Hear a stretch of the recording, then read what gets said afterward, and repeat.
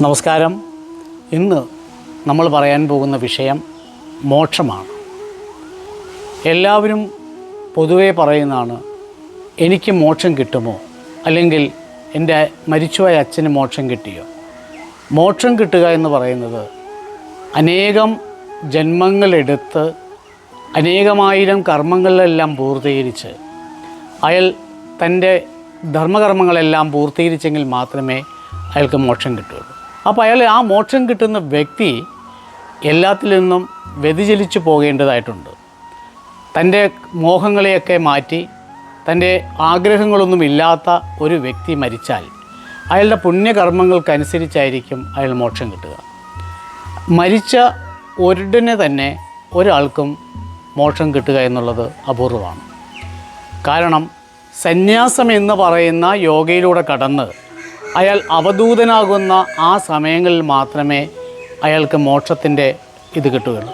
അപ്പോൾ അപൂർവം ചിലർക്കാണ് ഭഗവാന്റെ സന്നിധിയിലെത്തുവാനുള്ള യോഗങ്ങളുണ്ടാകുക. അപ്പോൾ ഇങ്ങനെ യോഗങ്ങളുണ്ടാകുക എന്ന് പറഞ്ഞാൽ ഒരു പ്രശ്ന രീതിയിലൂടെ അല്ലെങ്കിൽ ഒരു ജ്യോതിഷത്തിലൂടെ തൻ്റെ മാർഗങ്ങൾ എങ്ങനെയൊക്കെ ആയിരിക്കണമെന്നറിഞ്ഞ് ആ കർമ്മങ്ങളിലൂടെയും ആ മാർഗങ്ങളിലൂടെയൊക്കെ സഞ്ചരിച്ച് അയാൾ വളരെ നല്ല ജീവിതം നയിക്കുന്ന ഒരാൾക്ക് തീർച്ചയായിട്ടും മോക്ഷം കിട്ടും. ആ മോക്ഷം കിട്ടിക്കഴിഞ്ഞാൽ അയാൾ പിന്നെ ഭൂതഗണ കർമ്മങ്ങൾ ചെയ്യേണ്ടതായിട്ടുണ്ട്. എന്താണ് ഭൂതഗണം? ഭഗവാന്മാരുടെ ഭൂതങ്ങൾ, അതായത് അവരുടെ വേല ചെയ്ത് അവർക്ക് വേണ്ട കാര്യങ്ങളെല്ലാം ചെയ്തു കൊടുക്കുന്നവരെയാണ് ഭൂതഗണങ്ങൾ എന്ന് പറയുന്നത്. നാമും മരിച്ചു ചെന്ന് കഴിയുമ്പോൾ ആദ്യം ചെയ്യേണ്ടത് ഭൂതഗണ വേലയാണ്. അപ്പോൾ ഭൂതഗണ വേല കഴിഞ്ഞാണ് ഭഗവാന്റെ സന്നിധിയിലെത്തുകയും വിഷ്ണുപാദം പോവുകയും ചെയ്യുന്നത്.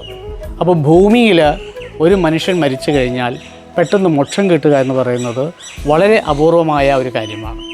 ഈ മോക്ഷത്തിന് വേണ്ടിയിട്ടുള്ള സഞ്ചാരവേളകളിൽ ഒരുപാട് നമ്മൾ യാത്രകൾ ചെയ്യാറുണ്ട്, ഒരുപാട് കർമ്മങ്ങളൊക്കെ ചെയ്യാറുണ്ട്, ഒരുപാട് പഠനങ്ങൾ പഠിക്കാറുണ്ട്. അപ്പോൾ ഇവിടെ മനുഷ്യൻ്റെ ആ ചൈതന്യത്തെ, ആ ഇരിക്കുന്ന ആത്മാവിന് മെഡിറ്റേഷൻ, യോഗ എന്നിവയിലൂടെ തൻ്റെ കുണ്ടലികളെ ഉണർത്തി താൻ ശുദ്ധമാകുന്ന തരത്തിലേക്ക് എപ്പോൾ ആകുന്നുവോ അപ്പോൾ ഈശ്വരൻ്റെ മോക്ഷയോഗത്തിൻ്റെ പാത നമുക്ക് തുറന്നു കിട്ടും. അങ്ങനെയുള്ളൊരു അവസ്ഥ ഉണ്ടാണെങ്കിൽ എല്ലാവരും യോഗ ചെയ്തുകൊണ്ടോ അല്ലെങ്കിൽ എല്ലാവരും കർമ്മയോഗങ്ങൾ ചെയ്തുകൊണ്ടോ ഒന്നും മോക്ഷം കിട്ടുന്ന നിർബന്ധമില്ല. അപ്പോൾ കർമ്മം ചെയ്യാൻ നമുക്ക് വിധിയുണ്ടെങ്കിൽ മോക്ഷയോഗം നമുക്ക് ലഭിക്കപ്പെടില്ല. ഇത് രണ്ടും നമ്മൾ ശ്രദ്ധിക്കുക. കർമ്മവും മോക്ഷവും രണ്ടും രണ്ടാണ്. കർമ്മത്തിൻ്റെ ഫലം അനുസരിച്ചായിരിക്കും മോക്ഷത്തിൻ്റെ പാത തുറന്നു കിട്ടുന്നത്. അവിടെ മോക്ഷം കിട്ടുന്നില്ല, മോക്ഷപാതകൾ തുറക്കുകയാണ്. അപ്പോൾ ഈ മോക്ഷപാതകൾ എപ്പോഴും നമ്മൾ തുറക്കാൻ വേണ്ടിയിട്ട് നമ്മൾ സദാ ഈശ്വര ചൈതന്യത്തിന് ഉതകുന്ന തരത്തിലുള്ള കർമ്മങ്ങൾ ചെയ്തിരിക്കണം. അപ്പോൾ ഒരുത്തിനെ ദ്രോഹിക്കാനോ ഒരുത്തിനെ മാനസികമായിട്ട് നമ്മൾ വഴക്ക് പറയുകയും ചെയ്യുമ്പോൾ അവൻ്റെ മനസ്സുകൊണ്ട് അവൻ പിരാകുകയാണെങ്കിൽ തീർച്ചയായിട്ടും ആ മോക്ഷത്തിന് നമ്മൾ അർഹനല്ല. അപ്പോൾ നമ്മൾ സ്വാത്വികരായി സന്തോഷത്തോടുകൂടി ആരെയും ദ്രോഹിക്കാതെ ആരുടെയും ഉയർച്ചയിൽ അസൂയപ്പെടാതെയും നമ്മൾ മുന്നോട്ട് പോയാൽ തീർച്ചയായിട്ടും നമുക്ക് മോക്ഷത്തിൻ്റെ മാർഗം തെളിഞ്ഞു കിട്ടും. ആ മോക്ഷ മാർഗങ്ങളാണ് നമുക്ക് എന്നും വേണ്ടത്. ഇതാണ് മോക്ഷവും കർമ്മവും തമ്മിലുള്ള വ്യത്യാസം. നന്ദി, നമസ്കാരം.